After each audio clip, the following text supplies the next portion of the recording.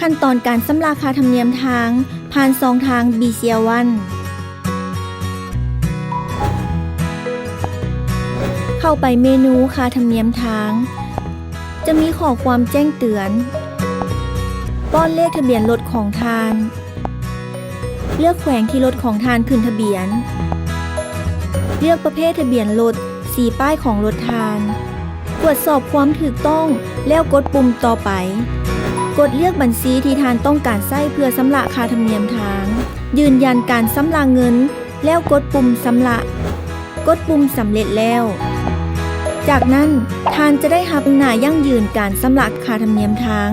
เพื่อนำไปรับเอาใบเสียค่าธรรมเนียมทางอยู่โป้งบริการ BCL ตัวแทน Become และตู้รับชำระอัตโนมัติท่านสามารถเบิ่งหน้ายั่งยืนการชำระคืนได้โดยเข้าไปที่เมนูค่าธรรมเนียมทางจะเห็นรายการที่เคยชำระอยู่ด้านลุมบอนป้อนเลขป้ายทะเบียนรถ